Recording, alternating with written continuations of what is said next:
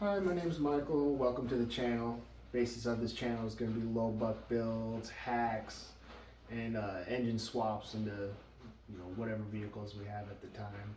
Our builds are going to be mainly built off of used parts, deals that we can get, modifying stuff, and if it comes down to it, just having to build it ourselves.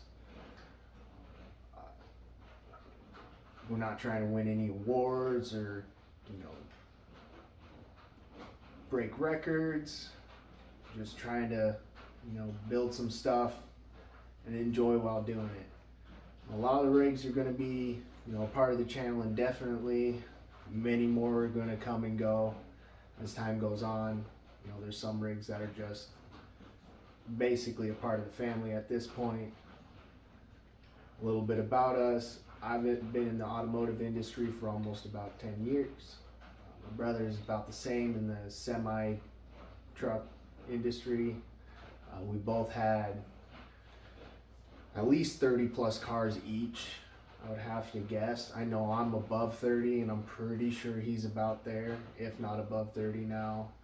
We both work full-time jobs. I'll be the one doing a lot of the camera work and a lot of the talking in front of it. I already know it's not the greatest. Brother's gonna have a lot of the projects. He has a real hard time with buying stuff.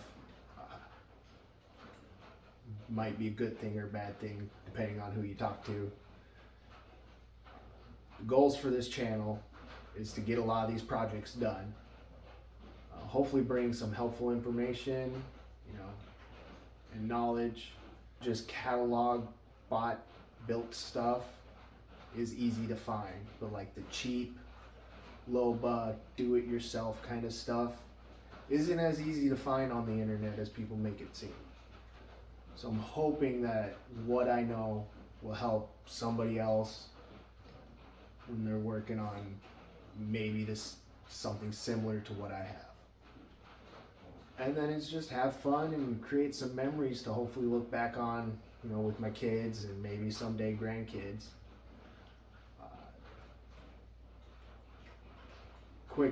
And the reason for that is because my grandpa Tom and I kind of got distant when I was a teenager and then got close together before he passed away, in my 20s. And we really got close over talking about cars and what he did for drag racing and him working at the GM plant or GM dealership in Oregon, working on Corvettes back in the 60s. There's a story that he swapped transmissions with my grandma's car so he can make it to a race weekend and try to do some competing. I wish I could see that.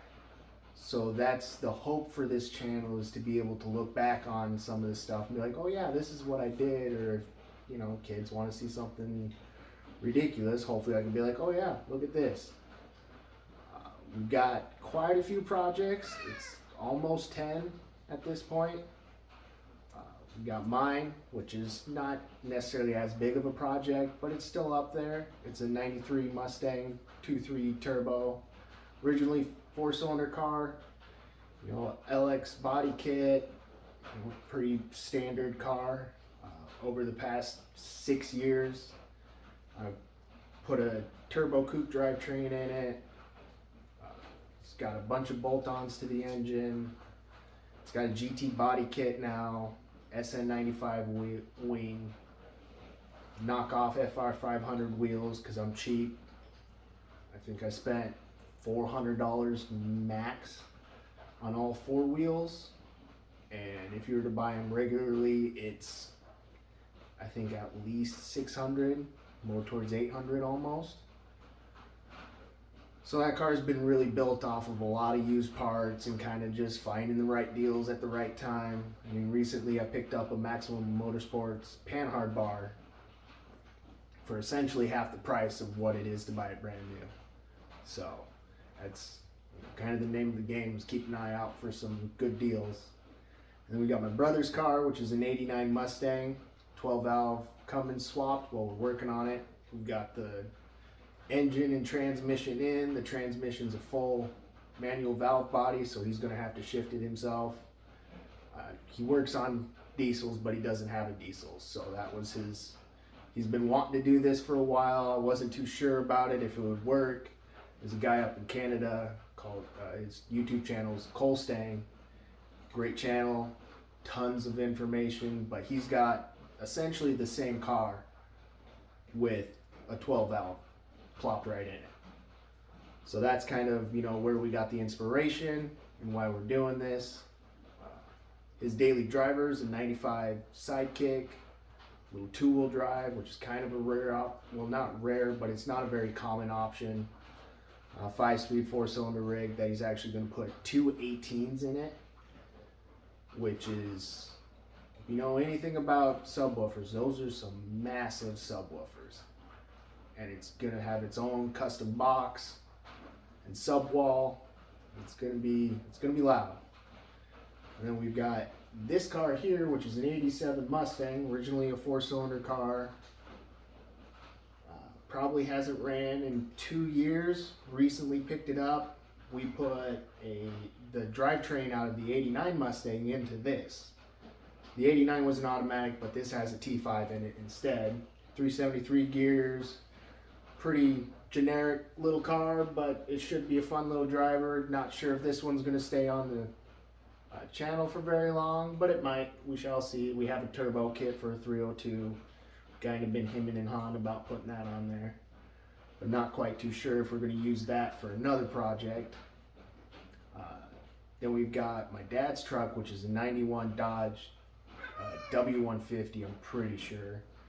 It's a 318 single cab short box 4-wheel drive truck. It's got custom leafs underneath of it that are basically like 1-ton suspension. This thing rides absolutely horrendous, but it was made to, the suspension was made to pull a trailer from basically one side of the United States to the other, and that truck did its job. So now, many years later, we're going to give it a new heart with a 440 big block, 727 trans, keep it 4-wheel drive. For the most part, it should be a pretty straightforward swap, but we'll have to see. Upcoming next is a 91 S10. I got this, my brother and I got this from our grandpa on my mom's side. And my grandpa Tom that passed away, he gave us his Chevy Silverado 1500. 5.3 LS was in it.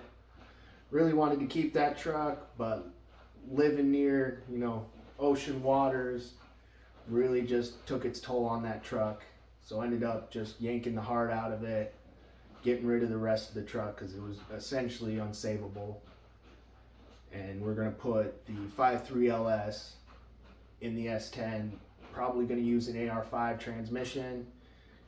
Going to still look into that and see what other options we might have, but that kind of seems like what I might go for. Or I might do like a T56. I haven't quite got to that point because that truck's still running and driving with the 2.8 that's in it just fine. Next is a 87 Fiero GT, gold on gold car. From what I've been able to come up with, is a pretty rare option.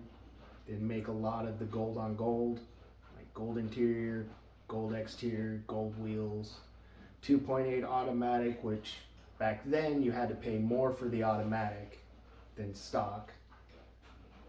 That's going to get a GTP drivetrain, 3.8 supercharged, 4-speed automatic. Should wake that car right up and not terribly make it bad for handling. My brother also has his college truck, which is a 92 Sonoma. Cab's pretty well destroyed on it. The motor's got a knock. Been trying to get him to get rid of it, but he hasn't. So we're going to put a cab on it, and when we get the 2.8 out of the S10, that's going in the Sonoma. So then it'll be a good little driver with an old cab on it, which will look cool. Something from the 30s, 40s, 50s. Haven't quite found it yet, but it's on the back burner list of all the projects we got going on here. And finally, a 78 Buick Opal. powered by Isuzu. So it's got a 1.8 liter Isuzu engine in it, a 4-speed manual transmission. Car weighs a total like 1,900 pounds as it sits. 28,000 original miles, but it sat under a tree for probably 20-30 years. So the body and the floor, not in the greatest shape. So we're going to attempt to put a Mustang subframe in the front of it, all Mustang suspension, 48.8 in the rear.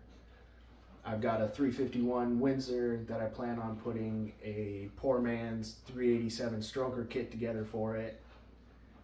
And we have a set of Trick Flow 170s for it. Yeah, it's not the greatest heads. It's going to be pretty high compression, but it should make that little 1,900 pound car pretty rowdy.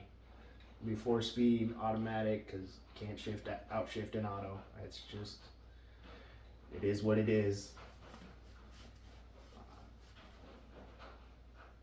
So we're just trying to get through a lot of these projects that we got.